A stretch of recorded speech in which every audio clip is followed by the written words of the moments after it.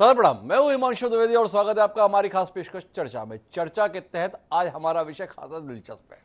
दिलचस्प इसलिए है कि विगत 7-8 वर्ष से भारत की राजनीति एक अलग मोड़ ले चुकी है। एक समय पर देश की राजनीति में कांग्रेस बनाम अदर्स का दौर था, पर पिछले 7-8 साल से अगर देखें तो भाजपा बनाम अदर्स का सिलसिला है और इस अदर्स के अंतर्गत नेतृत्व की जिम्मेदारी लंबे समय से कांग्रेस पार्टी निभा रही थी। वो कांग्रेस पार्टी जो इस देश का सबसे पुराना राजनीतिक दल है।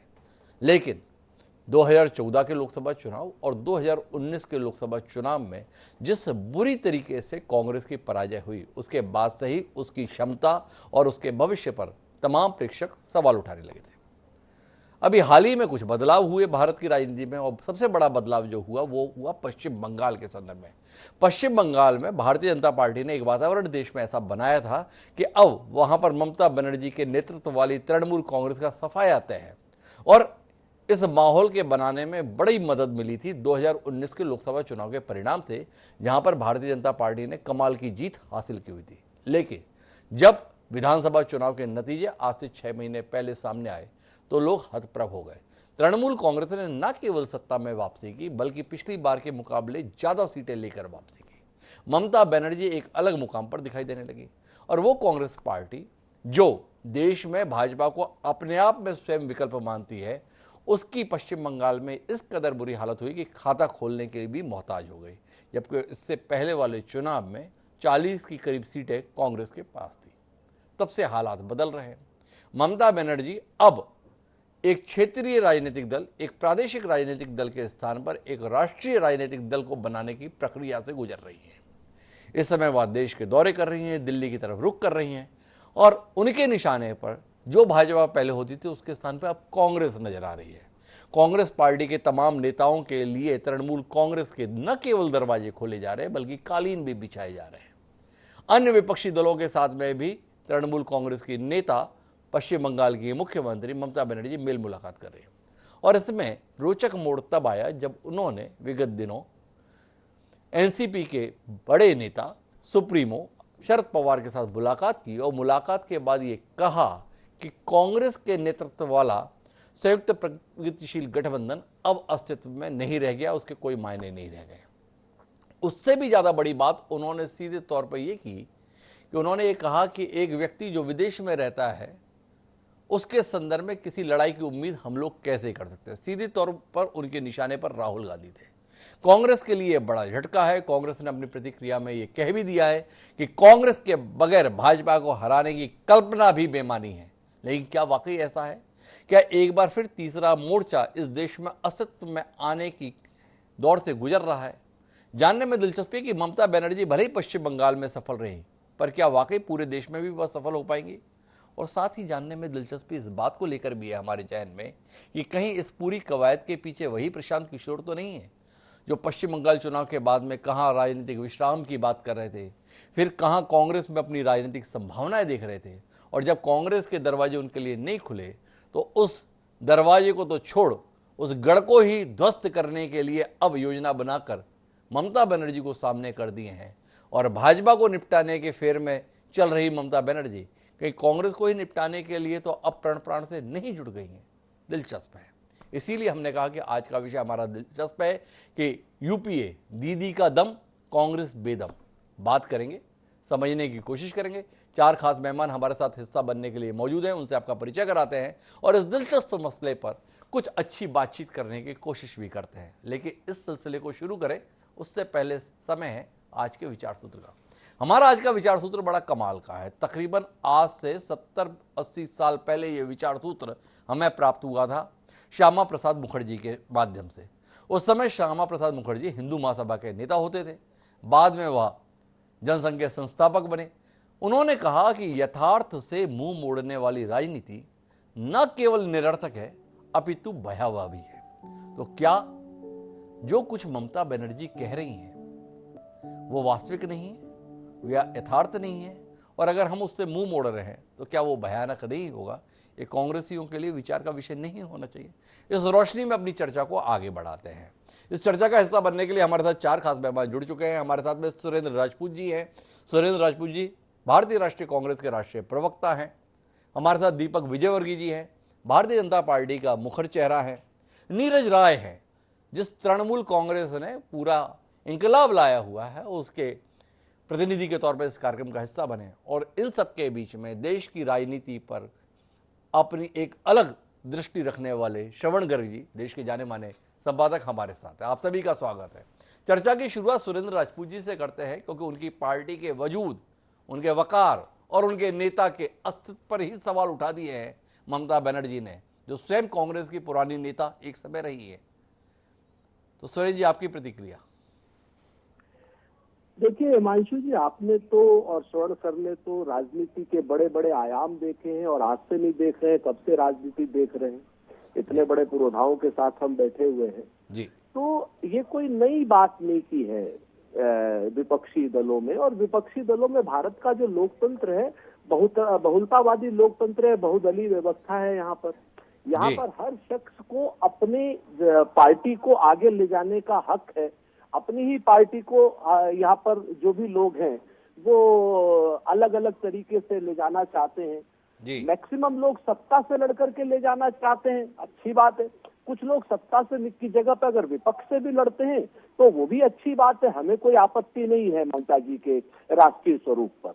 बंगाल में वो इलेक्शन लड़ी, भारतीय जनता पार्टी से उन्होंने लड़ाई लड़ी, भारतीय जनता पार्टी के को हराया, वहां पर सब लोगों ने तारीफ की उनकी। अब उनका एक राष्ट्रीय स्वरूप होने की वो कोशिश कर रही है, वो राष्ट्रीय स्वरूप करें, उसका भी हम लोग स्वागत करें। लेकिन उसमें कांग्रेस को और श्री राहुल गांधी जी को अनपेक्षित रूप से इस तरीके का कटाक्ष करना, ये मुझे लगता है कि कहीं ना कहीं गलत है। एक बात। दूसरी बात, उनको ये भी देखना पड़ेगा कि वो भारतीय जनता पार्टी से लड़ना चाहती है या कांग्रेस से लड़ना चाहती है। उनको ये भी देखना पड़ेगा कि उनका राष्ट्रीय स्वरूप बंगाल के बाहर कहाँ कहाँ है। कांग्रेस जो है अटक से लेके कटक तक, कश्मीर से लेके कन्याकुमारी तक संगठनात्मक रूप से कहीं मजबूत है, कहीं कमजोर है, हम इस पर कोई बहस नहीं करते। राहुल गांधी जी के जो कमिटमेंट है, कांग्रेस पार्टी का जो पॉलिटिकल कमिटमेंट है, अगर आप उसको देखें तो इकलौती ऐसी पार्टी है देश में जिसने कभी भी सांप्रदायिक ताकतों से किसी भी सूरत में हाथ नहीं मिलाया। और जिन लोगों ने हाथ मिलाया, श्रवण सर यहाँ पर बैठे हुए हैं, 77 को भी जानते हैं और 89 को भी जानते हैं कि कैसे लेफ्ट राइट सेंटर सारे के सारे जो है एक साथ मिले कांग्रेस के खिलाफ। तो हमारा बड़ा स्पष्ट एक मानना है कि आप एक चीज को समझें हिमांशु भाई, कि आप अपनी दल का विस्तार करने के लिए स्वतंत्र हैं, लेकिन उस दल के विस्तार को लेकर के कोई आदमी कांग्रेस के ऊपर अनर्गल टिप्पणी करेगा तो उसे जवाब मिलेगा। अगर कांग्रेस पार्टी को कोई इस तरीके से नुकसान पहुंचाने की कोशिश करेगा, उसे जवाब मिलेगा। अभी एक रणनीतिकार की आपने बात की, रणनीतिकार का काम रणनीति बनाना है, उस पर हमें कोई टिप्पणी नहीं करनी। हाँ, लेकिन इन लोगों को, सभी लोगों को ये जरूर ध्यान रखना चाहिए कि कांग्रेस पार्टी अपनी तरीके से पूरी ताकत से भारतीय जनता पार्टी के विरोध में खड़ी थी, खड़ी है और खड़ी रहेगी। अगर आप पिछले उपचुनाव के भी रिजल्ट देखें, उससे पहले राहुल गांधी जी के नेतृत्व में मध्य प्रदेश का इलेक्शन देखें, झारखंड का इलेक्शन देखें, राजस्थान का इलेक्शन देखें, पंजाब का इलेक्शन देखें, तो आपको ये जानकारी मिलेगी कहीं ना कहीं कि हम लोग अपनी ताकत से लड़ रहे हैं। हाँ, हमें प्रतिपक्ष के सहयोग की भी आवश्यकता है, लेकिन प्रतिपक्ष को भी अपनी सीमाओं का और अपनी मर्यादाओं का ध्यान रखना होगा। और नहीं तो आज, नहीं तो कल, कल नहीं तो परसों हमें भी जवाब देना आता है। तो ऐसी तो बात नहीं है कि हम नहीं जवाब दे सकते हैं, हम भी जवाब दे सकते हैं। सुरेंद्र राजपूत जी ये कह रहे हैं, पर सुरेंद्र राजपूत जी, मेरे 2-3 सवाल आपके साथ में हैं। आप आहत हैं ममता बनर्जी की टिप्पणी से, उनकी कोशिशों से आपको ऐतराज नहीं, पर इन वक्तव्यों पर आपको ऐतराज है। पर ममता बनर्जी ने ऐसा कह क्या दिया? ममता बनर्जी ने कहा कि यूपीए अब कोई गठबंधन नहीं है। गलत क्या कहा? कांग्रेस के ही तमाम नेता सवाल उठा रहे हैं कि भाई हमारा नेतृत्व कौन कर रहा है, हमी को नहीं पता है। 1.5 साल बाद सोनिया गांधी जी को यह कहने के लिए मजबूर होना पड़ा कि नहीं, मैं ही पूर्णकालिक अध्यक्ष हूं। तो ऐसे हालात किसने बनाए? जिस पार्टी के अपने तमाम वरिष्ठ नेता असमंजस में हो कि हमारे यहां फैसले कौन ले रहा है, नेता कौन है, तो ऐसे में ममता बनर्जी की टिप्पणी को मायने माने जाएं या ना माने जाएं, ये आपसे सवाल है। दूसरा, उन्होंने राहुल गांधी का नाम नहीं लिया, लेकिन कहा कि अगर कोई कुछ करता नहीं है, विदेश में रहता है, तो कैसे चलेगा, इसीलिए हमें कई दूसरे राज्यों में जाना पड़ा है। तो राहुल गांधी देश में कब गायब हो जाएंगे, इसको लेकर तो कभी कोई कुछ नहीं कह पाता है। तो ऐसे में ममता बनर्जी को अगर मौका मिल रहा है तो उसके लिए कांग्रेस या राहुल गांधी को ही जिम्मेदार क्यों ना माना जाए? तो कहीं आपको नहीं लगता है कि ममता बनर्जी को ये मौके कहने के संदर्भ में आपकी पार्टी ने उपलब्ध कराए हैं, इसलिए ममता बनर्जी पर नाराजगी कम और अपनी पार्टी के तौर तरीकों पर विचार करने की जरूरत कहीं ज्यादा है?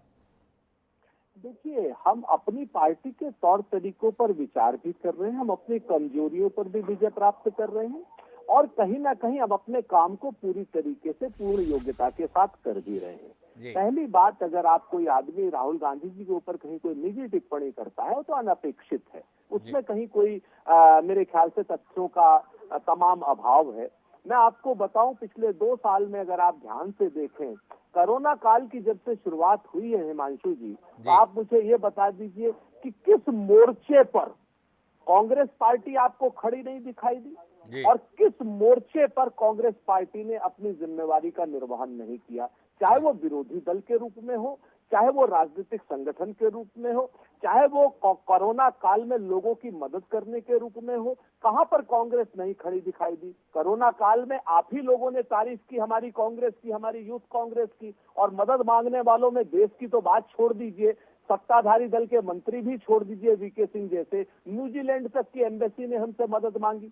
और राहुल गांधी जी के सशक्त नेतृत्व के साथ ही अगर ये सारा काम हुआ है तो इस बात का राहुल गांधी जी को और कांग्रेस पार्टी को श्रेय दिया जाना चाहिए। इसको हम और आपको कोई भी, सत्य को कोई नहीं झुठला सकता, सत्य को कोई झुठला नहीं सकता। राहुल गांधी के सशक्त नेतृत्व में क्या कुछ भूमिका कांग्रेस ने नहीं निभाई, ये कहना है सुरेंद्र राजपूत जी का।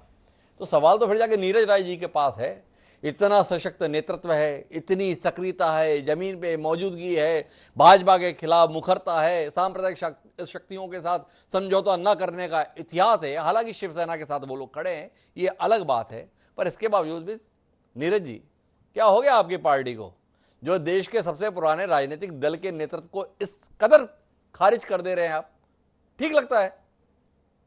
देखिए हिमांशु भैया, बात यहाँ पर ये नहीं है कि हम किसी को खारिज कर रहे हैं जी। देखिए, देश में 2 ही तरह के, हमारे लोकतंत्र ने जो व्यवस्था दिया है, 2 तरह के व्यवस्था दिया है, एक सत्ता पक्ष और एक विपक्ष है जी। सत्ता पक्ष अपने हिसाब से राजनीति करता है, सरकार में जो सिस्टम में जो बैठे हुए लोग हैं, जन सरोकार से संबंधित मुद्दों पे आगे की बात करते हैं जो नियमानुसार होता है। अगर कहीं जनता से संबंधित मुद्दों से और देश और राष्ट्र हित से संबंधित अगर कोई बातें नहीं होती, विपक्ष उसको मुखर होकर उठाता है।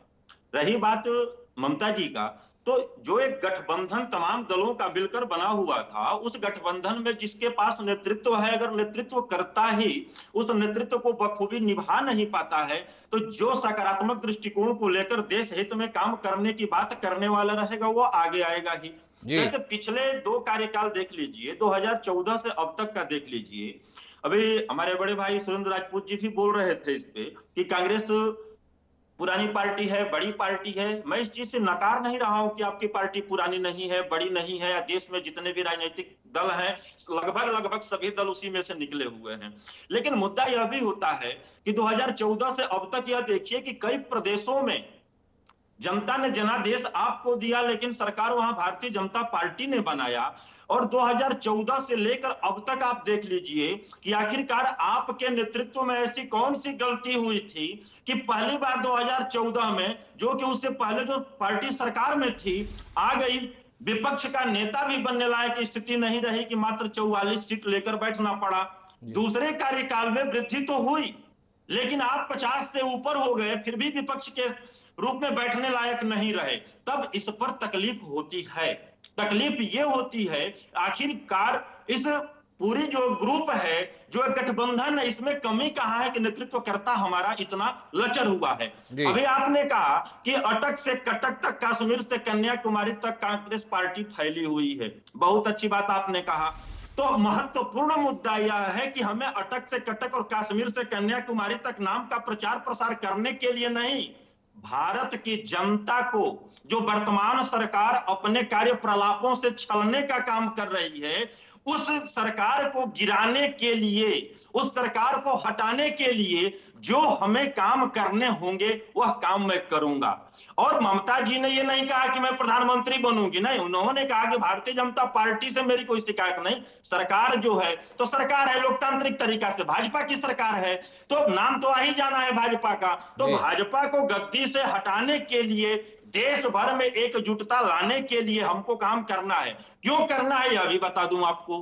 भारतीय जनता पार्टी पूर्ण बहुमत से आई है, लेकिन देखा जाए तो लगभग 130 करोड़ की जो आबादी है, उस आबादी में वोट पर पूरा देखा जाए तो 13 करोड़ ही वोट भारतीय जनता पार्टी पाके पूर्ण बहुमत में है। फिर भी भैया 117 करोड़ लोगों की बात ममता बनर्जी जी विभिन्न राजनीतिक दलों को लेकर उठा रही हैं और उठाने का काम कर रही है। इस पे तो कांग्रेस को खुश होना चाहिए कि कम से कम एक ऐसी नेत्री कि जो कि भाजपा के जादूगर का जादू ध्वस्त कर कर बंगाल में सरकार बनाई है और देश में वो एक अच्छे शासन सुशासन की परिकल्पना कर रही है, तो गलत क्या है? न इस पे हमको बुरा मानने की जरूरत है। मेरा एक सवाल है आपसे, एक पश्चिम बंगाल में अपनी सरकार को आपने रिपीट क्या करा लिया? आपको लगने लगा आपने पूरा देश जीत लिया। इन्हीं राहुल गांधी जी के नेतृत्व में इसी कांग्रेस पार्टी ने भारतीय जनता पार्टी की सरकार को छत्तीसगढ़ से उखाड़ दिया, इसी भारतीय जनता पार्टी की सरकार को राजस्थान से उखाड़ दिया, इसी भारतीय जनता पार्टी की सरकार को मध्य प्रदेश से भी उखाड़ दिया था। तो इसके बावजूद भी आप कांग्रेस को खत्म बता दे रहे हो, यूपीए अब कुछ नहीं है, ये आपकी नेता बोल रही हैं। एक सरकार वापस रिपीट क्या हो गई और वहां पर भी भारतीय जनता पार्टी जो मुख्य विपक्षी दल है 3 सीटों से 80 सीटों के करीब पहुंच गया, तो भी आप इतने मुग्ध हो रहे हैं कि आपको लग रहा है आपने एक प्रदेश क्या जीता, पूरा देश जीत लेंगे। वाकई यकीन करें आप पे? देखिए, यहाँ पर जो जीतने का काम करते हैं, लड़ाके करते हैं, हम तो जनता के नेता हैं वहां पर, जनता से जन सरोकार से संबंधित मुद्दों को उठाकर जनता ने जनादेश दिया है। अब आपको एक बहुत बढ़िया जवाब मैं दे रहा हूं आपके सवालों का। जी, पूरे देश में बंगाल का जो चुनाव हुआ है 2017 से लेकर चला गया, जो यह देश का पहला चुनाव होगा कि जो कि हमारे आजादी के बाद से पहला चुनाव है कि हमारे देश का एक प्रधानमंत्री एक राजनीतिक पार्टी का नेता बनकर एक मुख्यमंत्री के खिलाफ अपने तमाम हथियार तर्कस से तमाम तीर चलाने के बावजूद भी उनकी जो स्थिति हुई यह जनता से छुपी नहीं, देश और विदेश से छुपी नहीं है। अगर भारतीय जनता पार्टी की केंद्र की सरकार बंगाल में चलने वाली योजनाओं से बेहतर अपने लगभग 1.5 दर्जन प्रदेशों में जो सरकार है या केंद्र की सरकार है उसमें एक भी इनकी योजना बेहतर होती, अगर जनता को समझाने में कामयाब हो गए होते तो यह बंगाल में इनकी सरकार होती। 3 से 73 74 की बात नहीं होती, वहां पे सरकार होती। यही हमारी सबसे बड़ी जीत है, हमारी सबसे बड़ी जीत है। नीरज राय जी का ऐसा मानना है, लेकिन मैं दीपक विजयवर्गीय जी के पास में कुछ सवालों को लेकर आना चाहता हूं। दीपक विजयवर्गीय जी, पश्चिम बंगाल के चुनाव को आपने मुख्यमंत्री बनाम प्रधानमंत्री में तब्दील किया और नतीजा मुख्यमंत्री की जीत के तौर पर सामने आया, इसलिए ममता बनर्जी को लगता है कि पश्चिम बंगाल में आपका ठीक ठाक काम कर दिया, अब देश में कर देंगे। क्या यह आकलन आपको जायज लगता है? एक सवाल। दूसरा सवाल जानने में दिलचस्पी है, भाजपा का बड़ा सपना रहा कांग्रेस मुक्त भारत, बाद में समझ में आया कि आपके बस की नहीं है तो आपने कहना छोड़ दिया, लेकिन पश्चिम बंगाल को कांग्रेस मुक्त पश्चिम बंगाल में तब्दील करने में ममता बनर्जी सफल रही। तो क्या अब आपने अपनी ये सुपारी ममता बनर्जी के हवाले कर दी है कि अभी भाजपा को छोड़िए, कांग्रेस से निपट लीजिए, इसलिए ममता बनर्जी अब पूरे देश में घूम रही हैं आपके द्वारा दी गई सुपारी के आधार पर? जानने में दिलचस्पी, क्योंकि कमोबेश बात वो अब वैसी कर रही हैं जो कुछ समय पहले आप किया करते थे, भारतीय जनता पार्टी किया करती। थोड़ा रोशनी मिले आपसे वर्तमान राजनीतिक हालातों पर देश के। देखिए, पहली बात तो यह है कि पिछले जो पश्चिम बंगाल के चुनाव हुए हैं जी, वो कोई प्रधानमंत्री बना मुख्यमंत्री इस तरह की कोई बात नहीं थी। कहीं पे भी चुनाव होते हैं तो उस राज्य के चुनाव होते हैं, उस राज्य के मुद्दों पे चुनाव होते हैं, उस राज्य के जो राजनीतिक दल हैं वो चुनाव लड़ते हैं। तो वो जो मुकाबला था वो भारतीय जनता पार्टी तृणमूल कांग्रेस का था। निश्चित तौर पर हर पार्टी के जो भी कैंपेनर है या अभियान चलाने वाले नेता हैं, तो हमारे पास नरेंद्र मोदी जी हैं, अमित शाह जी, जो भी है, अगर राष्ट्रीय फलक पर है तो वो ये हमारा असेट है। तृणमूल कांग्रेस ने भी अपने तरीके से चुनाव लड़ा और निश्चित तौर पर उन्होंने जीत हासिल की, इसमें सारे देश ने देखा। दूसरी बात यह है कि जो कुछ भी ममता बनर्जी ने पिछले 2 दिनों में कहा है उसको उनके पिछले 40-45 साल के राजनीतिक अनुभव उनकी राजनीतिक रणनीति के नजरिए से देखा जाना चाहिए। पहली बात तो कांग्रेस कार्यकर्ता के तौर पर ममता बनर्जी जी ने अपना राजनीति शुरू की। उन्होंने दशकों तक देखा कि कांग्रेस पार्टी, वहां पर तब वामपंथी सरकार थी, वहां लड़ने की स्थिति में नहीं, जुझारूपन का अभाव है कांग्रेस पार्टी में। ममता बनर्जी का अनुभव है, सारे देश का भी जो अनुभव है अपनी जगह है। ममता बनर्जी ने अपनी पार्टी बनाई, तमाम राजनीतिक दलों से अलायंसेस भी बनाए और अंततः वामपंथी पार्टी को सत्ता से बाहर कर दिया। अगले चुनाव में उन्होंने कांग्रेस और वामपंथी पार्टी दोनों को इतना कमजोर कर दिया कि वो देश में खड़े होने के लिए और हम बहुत मुकाबले में कहने की स्थिति में भी नहीं।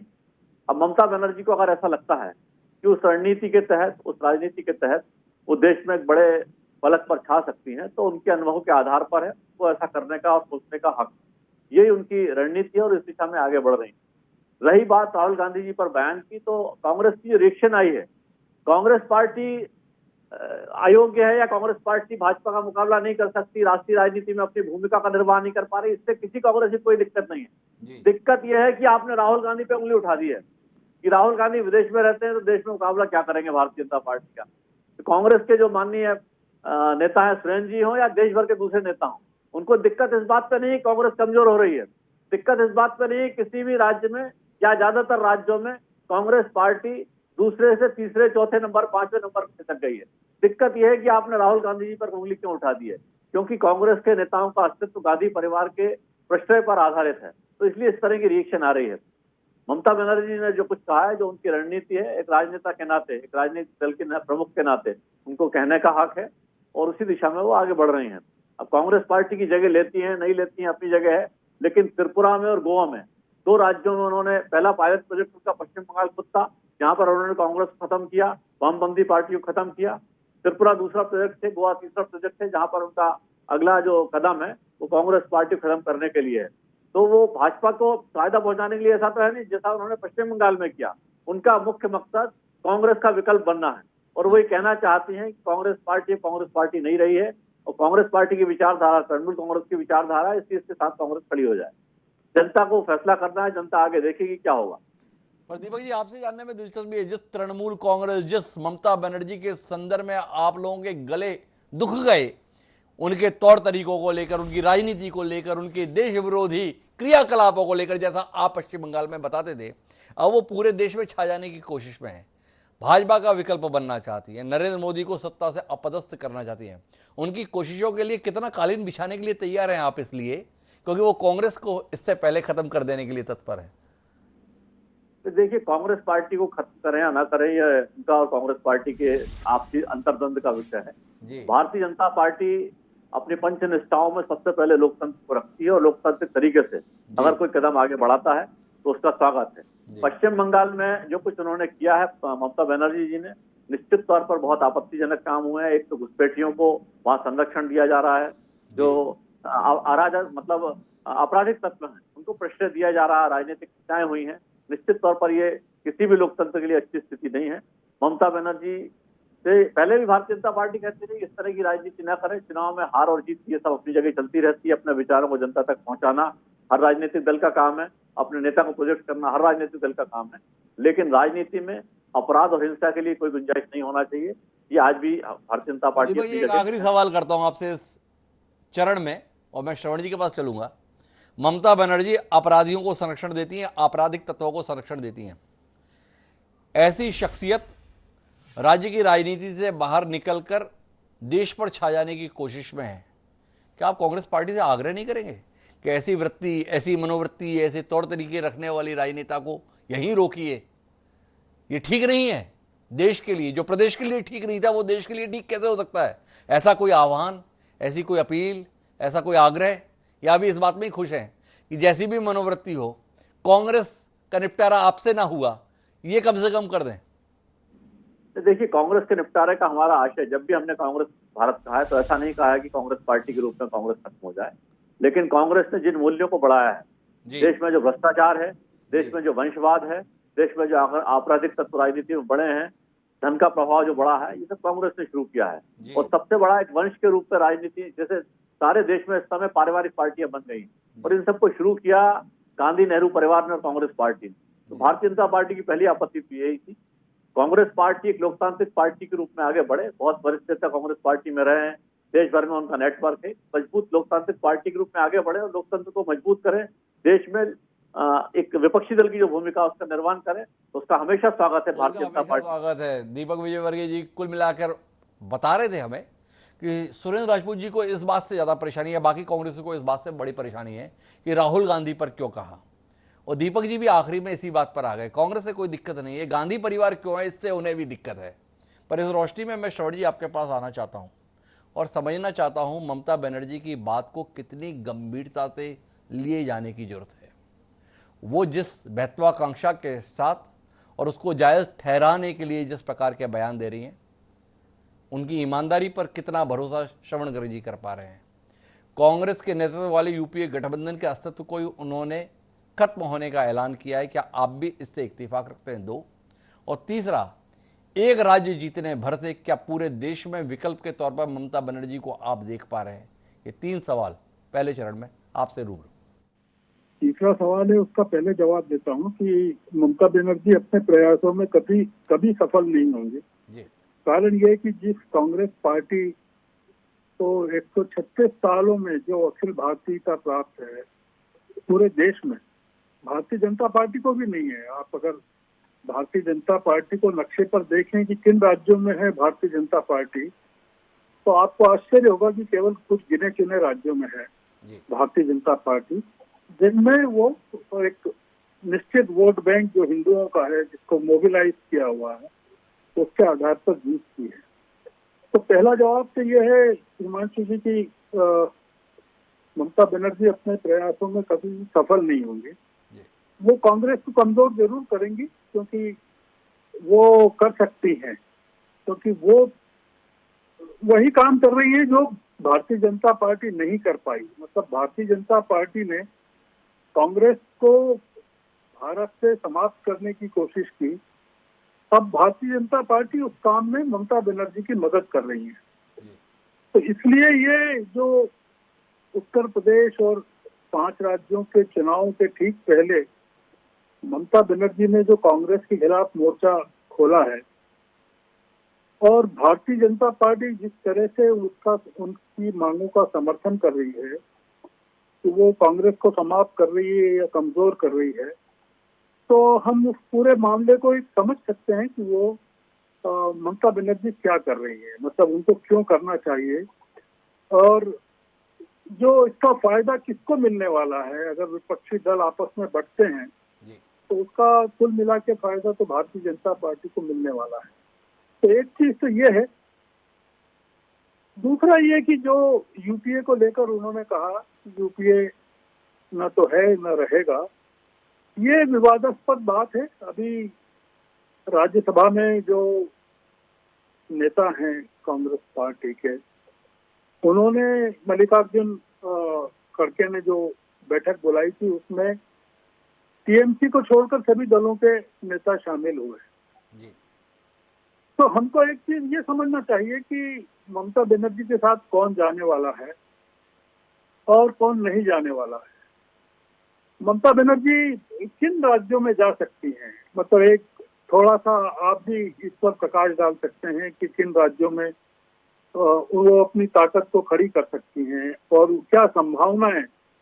एक गैर हिंदी प्रदेश की मुख्यमंत्री, जो मतलब हम अगर नरेंद्र मोदी को तानाशाह कहते हैं या, तो ममता बनर्जी उनसे कम तानाशाह नहीं है। वो पश्चिम बंगाल में उन्होंने भारतीय जनता पार्टी को तो समाप्त कर दिया और जो उनके चुने हुए विधायक थे वो भी शामिल हो गए। उस पर भी भारतीय जनता पार्टी को ऐतराज नहीं है कि कुल कितने चुने हुए थे, अब कुल कितने बचे हैं, कितने सांसद चले गए, सुप्रीयो सहित कितने लोग चले गए, उस पर भी भारतीय जनता पार्टी को कोई परेशानी नहीं है। भारतीय जनता पार्टी को ये चुनौती स्वीकार करना चाहिए कि क्या वो कांग्रेस से जिस तरह से लोगों को तोड़ रही है, क्या ममता बनर्जी भारतीय जनता पार्टी से किसी भी एक आदमी को तोड़कर दिखा सकती हैं क्या। तो वो कमजोर पर प्रहार कर रही हैं, और वो कमजोर पर प्रहार यूं कर रही हैं कि वो तृणमूल कांग्रेस को ही अखिल भारतीय कांग्रेस बनाना चाहती है। पार्टी के कॉन्स्टिट्यूशन में भी चेंज कर रहे हैं वो लोग और अखिल भारतीयता प्रदान कर रहे हैं। दिल्ली में जमीन का जो मसला है उनके कार्यालय के लिए, उसके लिए नए सिरे से उन्होंने अप्रोच किया है। ये तमाम चीजें बताती हैं कि जो ममता बनर्जी की महत्वाकांक्षाएं हैं वो अलग किस्म की हैं। जी वो कांग्रेस को समाप्त करके देश में विपक्ष की नेता की भूमिका निभाना चाहती हैं, पर वो उसमें सफल नहीं हो पाएंगे, क्योंकि ये जो बार बार कहा जाता है, किस तरह की आप सोचिए कि टिप्पणी की है राहुल गांधी के खिलाफ जी एक महिला नेत्री के द्वारा कि वो एंजॉयमेंट के लिए विदेश यात्राएं करते हैं, जी बड़ा एक अशोभनीय लगता है। सवाल यह है कि ममता बनर्जी जब बंगाल के लिए लड़ रही थी तब राहुल गांधी देश के लिए लड़ रहे थे, वो किसी प्रदेश के लिए नहीं लड़ रहे थे। कोरोना का मामला हो, पेगासस का मामला हो, रफाल का मामला हो, ममता बनर्जी किस चीज के लिए लड़ रही थी? वो बंगाल के लिए लड़ रही थी। तो आज अचानक से भारतीय जनता पार्टी के साथ उनकी ऐसी दोस्ती हो गई है कि वो मोदी से मिलती हैं और उनको कहती हैं कि अप्रैल में वो बिजनेस समिट कर रही हैं विश्व बांग्ला, तो उसका इनॉग्रेशन आप कीजिए, और मोदी स्वीकार कर लेते हैं। तो ये जो चल रहा है पर्दे के पीछे, ये विपक्षी दल भी देख रहे हैं और सारी दुनिया भी देख रही है। मुझे नहीं लगता है हिमांशु जी की जो मोर्चा ममता बनर्जी ने खोला है वो कांग्रेस को समाप्त कर पाएगा। कांग्रेस का नुकसान जरूर करेगा, कमजोर करेगा, और इसका असर विधानसभा चुनाव के परिणामों पर भी मिलेगा, क्योंकि कांग्रेस का एंगेजमेंट ममता बनर्जी ने बदल दिया है। अब कांग्रेस को ममता बनर्जी से भी लड़ना है और भारतीय जनता पार्टी से भी ममता लड़ना है। बनर्जी से भी लड़ना है और भारतीय जनता पार्टी से भी लड़ना है। समाप्त भले ही न कर पाए पर कांग्रेस को कमजोर करने में सफल हो सकती है, ये श्रवण जी का आकलन है। मुझे जाना सुरेंद्र राजपूत जी के पास है, लेकिन नीरज राय बीच में हस्तक्षेप करना चाह रहे थे। एक बार उनका हस्तक्षेप संक्षिप्त में सुनते हैं और फिर सुरेंद्र जी से वर्तमान परिस्थितियों को लेकर कुछ समझने की कोशिश करते हैं। जी नीरज जी। जी, बस थोड़ा सा श्रवण जी से मेरा एक प्रश्न है, क्योंकि आप बहुत मजे हुए विद्वान पत्रकार हैं और जानकारी बहुत बढ़िया भी रखते हैं। लेकिन जानना ये चाहूंगा कि अगर बंगाल चुनाव के समय तृणमूल कांग्रेस के विधायक और सांसद भारतीय जनता पार्टी में जा रहे थे, तो क्या वो सही था? अगर वो सही था तो चुनाव के बाद जो भारतीय जनता पार्टी के विधायक हमारे में आ रहे थे तो वो गलत कैसे?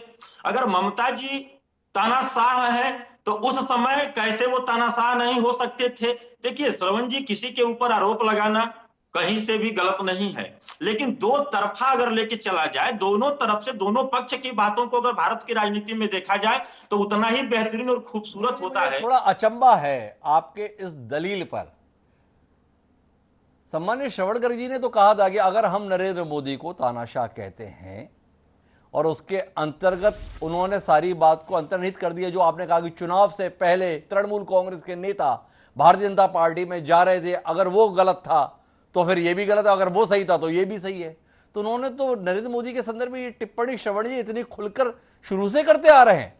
महत्वपूर्ण बात ये नहीं है, महत्वपूर्ण बात है वो ये कि अचानक ममता बनर्जी की महत्वाकांक्षाएं राष्ट्रीय फलक पर छाने के संदर्भ में जो हैं उसमें उनके निशाने पर भाजपा नहीं अब कांग्रेस है।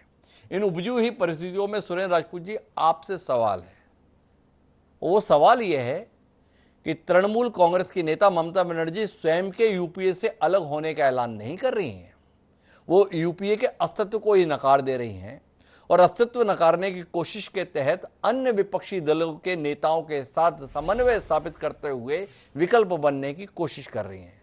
शरद पवार खुद ही बोल रहे हैं कि जो भी भाजपा के खिलाफ लड़ रहा है हम उनके साथ एक मंच पर आने के लिए हमेशा तैयार हैं। क्या इस चुनौती को आप महसूस कर पा रहे हैं? जिस पश्चिम बंगाल में ममता बनर्जी की जीत पर कांग्रेस के तमाम नेता उछलते हुए दिखाई दे रहे थे कि देखो भाजपा क्या बुरी तरीके से हारी है, वो जीत अब आपके लिए परेशानी का सबब तो नहीं बन रही है, इसको कैसे निपटेंगे? हिमांशु भाई, काफी चीजें तो श्रवण सर ने बिल्कुल क्लियर कर दी एक एक करके, मैं उनकी बातों से 100% सहमत हूँ।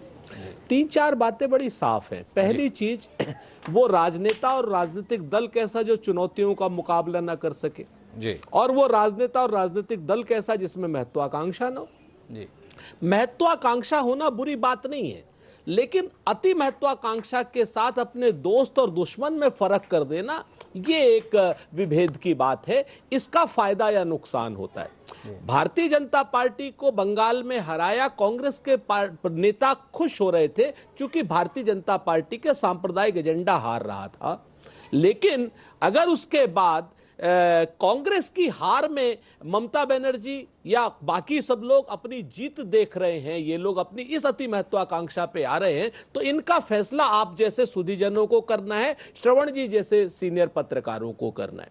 मेरा यहां पर बड़ा स्पष्ट है कि चुनौतियों के लिए हम हमेशा तैयार, और जो हमारा नेतृत्व है पिछले समय से अगर आप देखेंगे तो चाहे वो कोरोना काल का हो, चाहे वो पेगासस का मामला हो, चाहे वो नोटबंदी का मामला हो, चाहे पुअर जीएसटी का इम्प्लीमेंटेशन का मामला हो, चाहे मजदूरों के पलायन का मामला हो, चाहे चीन की सीमाओं पर विवाद का मामला हो, और चाहे अन्य कोई भी जनता से जुड़ा हुआ मामला हो, कांग्रेस आपको फ्रंट फुट पर लड़ती हुई दिखाई दे रही है, सत्ता से लड़ती हुई दिखाई दे रही है। हमारे गोल पोस्ट बिल्कुल क्लियर है। बाकी लोग अपने अगर गोल पोस्ट चेंज कर रहे हैं तो इस तरीके की छोटी छोटी तमाम चुनौतियां कांग्रेस ने अपने जन्म के समय से सही हैं, तमाम षड्यंत्र अपने जन्म के समय से सहे हैं। अंग्रेजों जैसे लोगों का हमसे हम मुकाबिल हुए, हिंदू महासभा जैसे लोगों से हम मुकाबिल हुए, हम आरएसएस जैसे लोगों से मुकाबिल हुए। तो हमने तो आज तक इस देश को बनाने के लिए,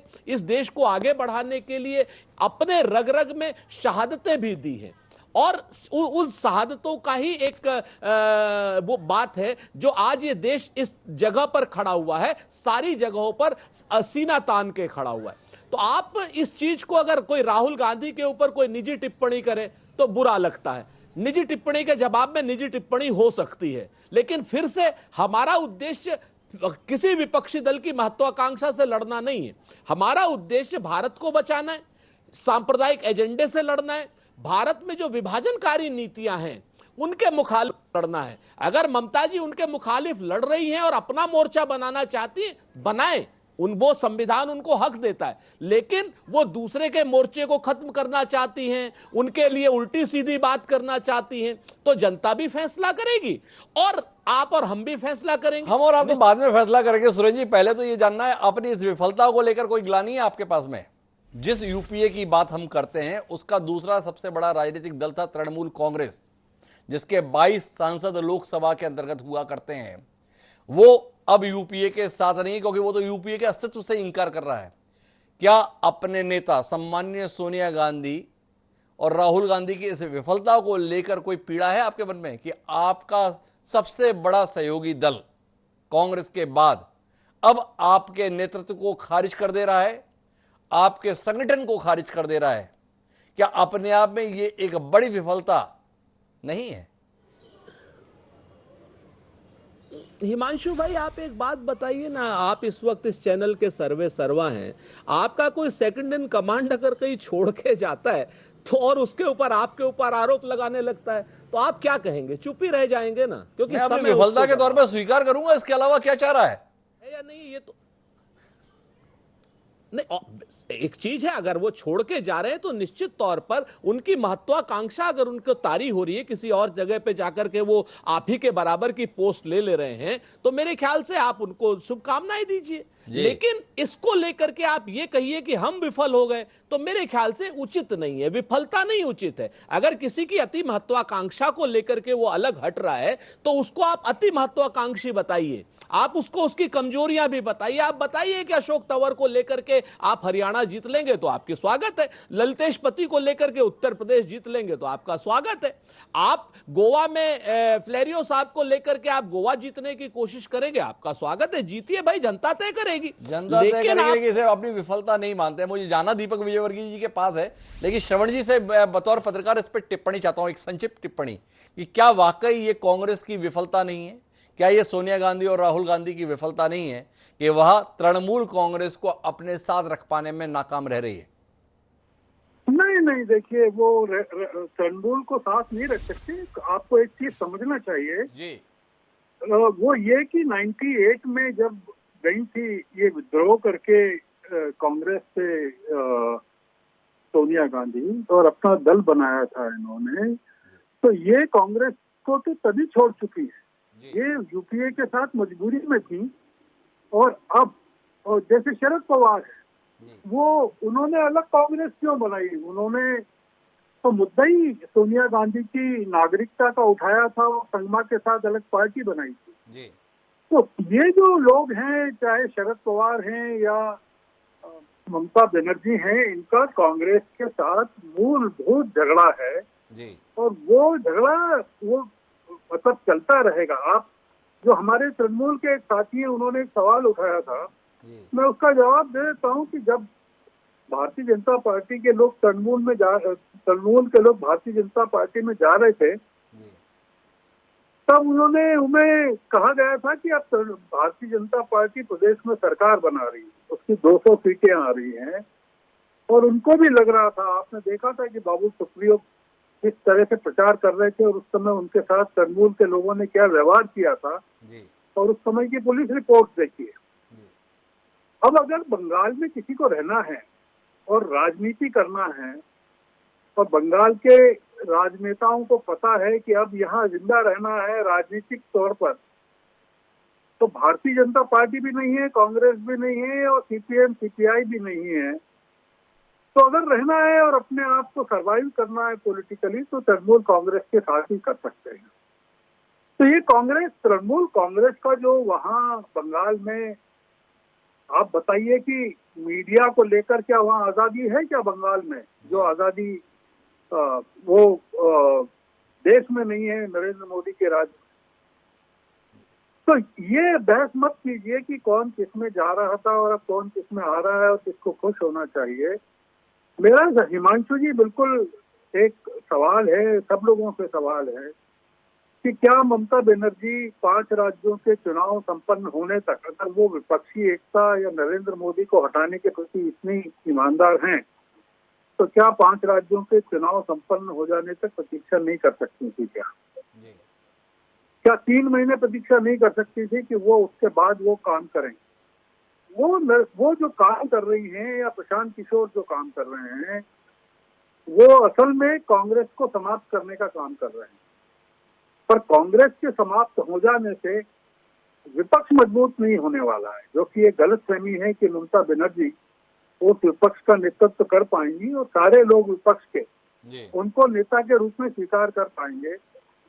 स्टालिन स्वीकार कर पाएंगे, आंध्र के नेता स्वीकार कर पाएंगे, तमाम लोग जो हैं इस देश में। और ममता बनर्जी का जो अनुभव है, जो कहा गया अभी 40-45 सालों का, उनकी पूरी राजनीति को, जो इंडिपेंडेंट राजनीति कर रही है वो, उसको 22-23 साल हुए सर। और किस तरह से वो नाराज होकर अपने मंत्रियों को एनडीए में डांटती डपटती थी और किस तरह से उन्होंने रेल मंत्रालय बदलवाए, उसके अपने प्रतिनिधियों को चेंज करवाया, ये उनके काम करने की शैली है।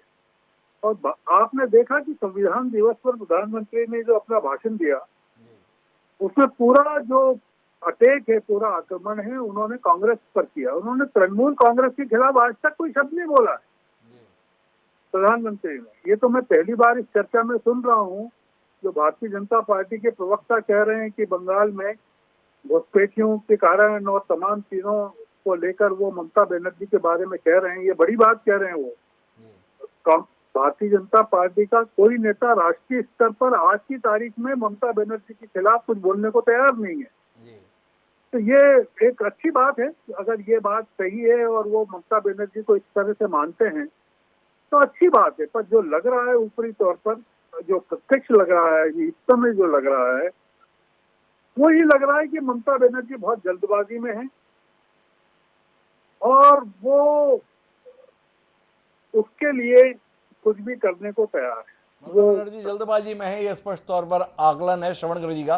पर दीपक विजयवर्गीय जी, आपसे जानने में दिलचस्पी है कि विपक्ष का ये बखराव आपको कितना उत्साहित कर रहा है?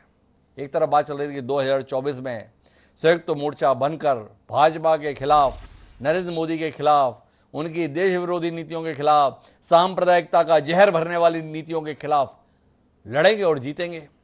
पर वो लड़ना तो बात की बात है, यहां तो आपस में लड़ाई शुरू हो गई। कितना उत्साहित हो गए आप इस दृश्य से? नहीं, देखिए ऐसा है कि भारतीय जनता पार्टी को अच्छी तरह पता है जी कि ये सब चोर चोर मौसरे भाई, जी और इन सबका एजेंडा भारतीय जनता पार्टी को हराने का है या भारतीय जनता पार्टी के विचार को कमजोर करने का। जी लेकिन हमारा स्पष्ट रूप से ये सोचना है कि किसी भी लोकतांत्रिक व्यवस्था में हर राजनीतिक दल को अपने विस्तार का अधिकार है। आदरणीय श्रवण गर्ग जी ने कुछ बातें कही हैं, मेरा उनसे आग्रह है, बहुत वरिष्ठ पत्रकार हैं, हमारे राजनीतिक अनुभव से उनका पत्रकारिता का अनुभव ज्यादा है, लेकिन इतना मैं जरूर उनको कहना चाहूंगा कि भारतीय जनता पार्टी घुसपैठियों के बारे में, बंगाल में अपराध के बारे में, बंगाल में जो ट्रैफिकिंग हो रही है महिलाओं की उसके बारे में, बंगाल में जो भी अपराध तंत्र विकसित हुआ है, हत्याओं की राजनीति हुई है, उस संबंध में पिछले कई दशकों से कह रही है। पिछले 5 साल से वहां केंद्रीय भूमिका में आई है, तो स्पष्ट रूप से कह रही है। तो उस नजरिए से उनको साफ तौर से देखना चाहिए। श्रवण गर्ग जी का अपना नजरिया हो सकता है कि विपक्षी दल के रूप में अगर कांग्रेस कोई कमजोर होती है तो कोई विपक्ष कमजोर हो जाएगा, लेकिन उनका मैं समझता हूं, मेरी राय है कि उनका खुद का नजरिया है। चाहे शरद पवार हो, चाहे ममता बनर्जी हो, अगर कहीं पर भी वो कांग्रेस पार्टी में जिस जुझारूपन का अभाव हो गया है जी उस जुझारूपन को वो सप्लीमेंट करते हैं, तो निश्चित तौर पर विपक्षी दल को उससे मजबूती मिलती है। कांग्रेस का नजरिया, जैसा मैंने कहा, कांग्रेस कभी नहीं चाहेगी कोई दूसरा विपक्षी दल मजबूत हो, लेकिन ममता बनर्जी का मैं जो देख रहा हूँ वो स्पष्ट रणनीति है कि किसी तरह कांग्रेस पार्टी को 40 से पीछे धकेला जाए और वो 50 से ऊपर पहुंच जाए, ताकि उनकी जो महत्वाकांक्षाएं, जो एस्पिरेशन है वो पूरी हों। अब क्योंकि उनका खुद का अनुभव है, कांग्रेस कभी जुझारू नहीं हो सकती है। पिछले 40 साल में जब वो पश्चिम बंगाल में नहीं हुई, जहां जहां सत्ता से बाहर हुई, पहले 2 नंबर पे पहुंची, फिर 3 नंबर पे पहुंची, फिर 4 नंबर पे पहुंची। ममता बनर्जी का अनुभव है कि उनको ऐसा लगता है कि वो कई राज्यों में ऐसा कर सकती है, तो उनके अनुभव को हम दरकिनार नहीं कर सकते। उनकी महत्वाकांक्षाओं, अच्छी महत्वाकांक्षा कहना भी ठीक नहीं है, क्योंकि राहुल गांधी क्यों राजनीति में, वो कौन सेवा करने के लिए आए हुए हैं? सोनिया गांधी किस लिए बैठी हुई है? तमाम निकम्मेपन के आरोपों के बावजूद, तमाम भ्रष्टाचारों के आरोपों के बावजूद, अगर गांधी परिवार ठुस के बैठा हुआ है तो ममता बनर्जी को भी ऐसा करने का हक है। कोई आरोप अति महत्वाकांक्षा का उनको इस तरह से नहीं लगाना चाहिए, उन्हें इस तरीके से नहीं लगाना चाहिए। दीपक विजय जी का मानना है कि उनकी महत्वाकांक्षाओं को अति महत्वाकांक्षा के तौर पर देखने की कोशिश हो रही है, ये बात ठीक नहीं है। लेकिन नीरज राय जी मेरे साथ में, और उनसे सवाल वो है जो श्रवण जी ने उठाया, भाई अगर आपको वाकई भाजपा के खिलाफ लड़ना था तो इन 5 राज्यों में तो आपका बहुत कुछ होने का नहीं था। एक गोवा को छोड़ दें तो शांति रख लेते। क्या कारण हुआ कि आपको बाकी विपक्षी दलों की इस लड़ाई के बीच में इन विपक्षी दलों का ही गला काटने के लिए तलवार उठा लेनी पड़ी? आप भाजपा के लोगों को तो देश में शामिल करा नहीं पा रहे। कांग्रेस, राष्ट्रीय जनता दल के नेताओं को सांसदी, राज्यसभा की सदस्यता जैसे ऑफर देकर ले रहे हैं और उसके आधार पर उम्मीद कर रहे हैं कि आप क्रांति कर ले जाएंगे। देखिए हिमांशु भैया, मैं श्रवण जी के अनुभव और जानकारी पे प्रश्न चिन्ह नहीं उठा रहा हूं, लेकिन पूरे परिचर्चा में श्रवण जी केवल कांग्रेस और बीजेपी की बात करते टीएमसी को एक हाशिए पे रख दिए हैं। जहां तक मैं जान रहा हूं, देख रहा हूं, इस पे भी बता दूं कि अगर देश के अंदर 2 सीटों पे लोकसभा में अपनी उपस्थिति दर्ज कराने वाली भारतीय जनता पार्टी ले आकर 13 दिन, 13 महीना और 5 साल की सरकार अटल जी के नेतृत्व में बना सकती है, तो पहली बार ही लगभग 1.5 दर्जन पर सांसदों के साथ आने वाली तृणमूल कांग्रेस देश में सरकार क्यों नहीं बना सकती है? दूसरा प्रश्न आप दो लोगों ने, विजय भाई साहब और श्रवण जी ने उठाया है कि बंगाल के अंदर अराजकता है, भ्रष्टाचार है, महिलाओं के साथ अनाचार, दुराचार, अत्याचार जो भी चीजें हैं, इस सवाल को उठाकर तो सीधे तौर पे केंद्र की सरकार को कटघरे में खड़ा किया जा रहा है। क्यों खड़ा किया जा रहा है? कि देश से बड़ा कोई प्रदेश नहीं होता है और देश के प्रधानमंत्री और गृह मंत्री का नैतिक कर्तव्य और दायित्व बनता है कि अगर हमारे संघीय ढांचे में अगर किसी प्रदेश के में ऐसी घटनाएं, दुर्घटनाएं घटती हैं तो उस पर एक्शन लेना अति आवश्यक होता है। तीसरी चीज पर आइए, ममता बनर्जी जी अगर जन सरोकार से संबंधित समस्याओं और मुद्दों को उठाकर देश में फैलना चाहती है तो इसमें गलत क्या है? भारतीय जनता पार्टी जो कि बोलती थी कि कांग्रेस मुक्त भारत करेंगे, लेकिन यह कांग्रेस युक्त भाजपा हो गई थी 2014 में। आपने देखा कितने नाम गिनाओ, नाम कब समय कम पड़ जाएंगे। लेकिन ममता बनर्जी के ऊपर मैं दीपक भाई साहब से बात करना चाह रहा हूं इस पे कि ममता बनर्जी के ऊपर कितने आपराधिक मुकदमे हैं? जिसके ऊपर आपराधिक मुकदमे नहीं, उस पर प्रश्न चिन्ह उठा रहे हैं। और देश के अंदर पहली सरकार उत्तर प्रदेश में योगी जी की बनी कि 4.5 साल के कार्यकाल में लगभग 20,000 आपराधिक मुकदमे हटाए, अपने पे लगे 33 मुकदमे हटाए, 70% इनके कैबिनेट में बैठे मंत्रियों के आपराधिक मुकदमे हटे, महिलाओं का चीरहरण उत्तर प्रदेश में किया गया। रोज कहीं ना कहीं ऐसी घटनाएं सुनने को मिल रही हैं। हमारे पे उंगली तब उठाइए जब यहां पर आप सही हैं।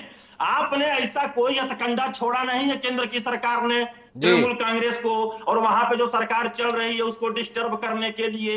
अब बताइए, आपने कहा था, श्रवण जी ने कहा था कि वहां पर नेता वही रह सकता है जो तृणमूल कांग्रेस की बात करेगा। इस पर आपने तो चुनाव आयोग पे भी उंगली उठाया। 7500 कंपनियां वहां पर चुनाव कराने के लिए लगी थी। चुनाव आयोग तमाम शालीनता के साथ, दृढ़ता के साथ वहां पे चुनाव कराया, तब भी मतलब ममता जी को ही भारी कर रहे हैं। इसका मतलब कि तो आप लोग तो खुद ही ममता जी को, हमारे देश के प्रधानमंत्री मोदी जी से भारी कर रहे हैं। तो जनता इसे स्वीकार करे तो गलत क्या है? अब भारत के लोकतंत्र में नेताओं का आना जाना लगा रहता है।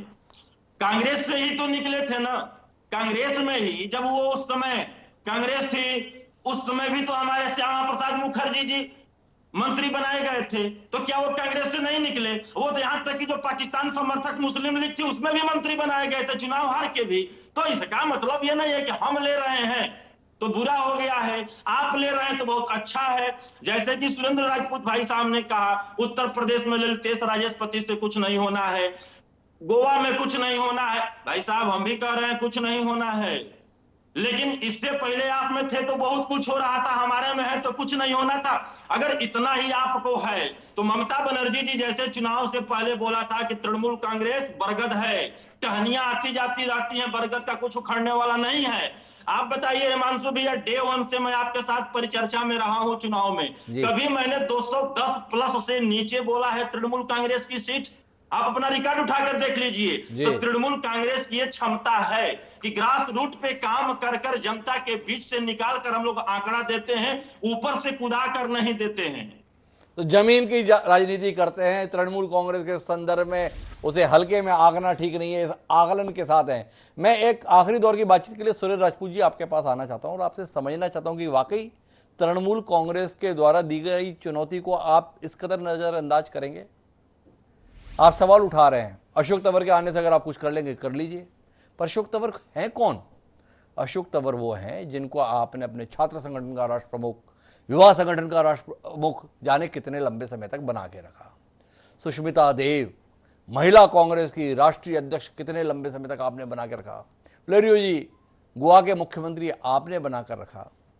ऐसे तमाम जिम्मेदार लोग जिनका अतीत कांग्रेस में बड़ा खुशहाल रहा था, बड़ा यशस्वी रहा था, बड़े सफलताओं के नित नए सोपान को तय करता हुआ रहा था, वो अब अपना भविष्य आपकी पार्टी में नहीं तृणमूल कांग्रेस में देख रहे हैं। क्या यह बात आपके मन में चिंता पैदा नहीं करती? क्या ये आपको आत्मचिंतन के लिए बाध्य नहीं करती कि वाकई कुछ ना कुछ गड़बड़ आपके यहाँ हो गया है जिसको ठीक करने की जरूरत है? कब तक कहते रहेंगे हम ठीक कर रहे हैं? अरे ठीक होते होते सारे तो लोग छिटक जा रहे हैं। उस तने का करेंगे क्या जिसमें टहनियां रहेंगी नहीं? ये चिंता जहन में आती है। सुरेश राजपूत जी, देश के सबसे पुराने राजनीतिक दल के संदर्भ में कुछ कहिए।